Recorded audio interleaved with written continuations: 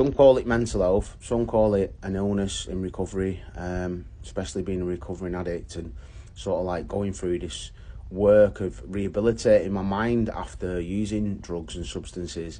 I've become aware of the way my mind works, and you'll find some identification, because when I wake up in the morning, I need to remind myself, am I going to let my day be run off memories, or am I going to let it to be run off imagination? And let me just break this down for you a minute, right? I live with a person in my mind, right, who I identify as me.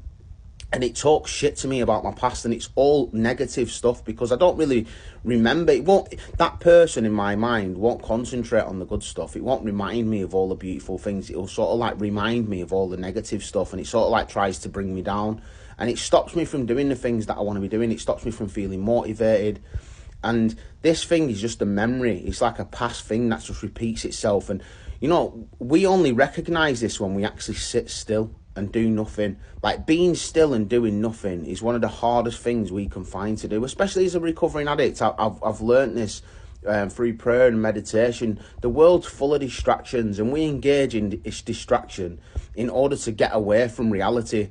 And we will find other ways to escape reality, because when we try and sit still with ourselves, our mind will constantly remind us of the past. And then to get away from that, we find another way out, which is clever, really, to be honest. And we use fantasy as another way of escaping. But this is also a false sense of perception, because then we're living in fantasy land.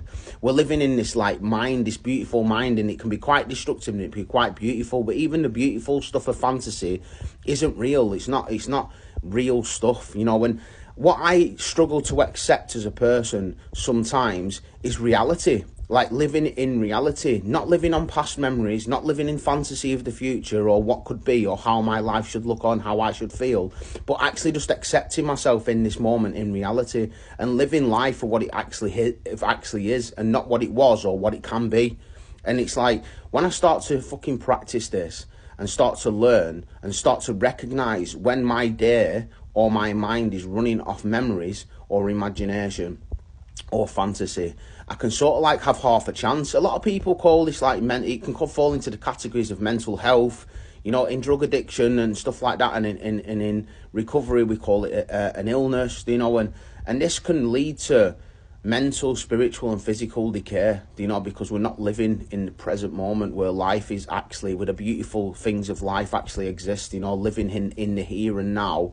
And I only become aware of this when I started to meditate a lot. And it's like, when you be still and don't do nothing, you'll realise how much fucking noise comes from your mind, how much you talk shit to yourself, and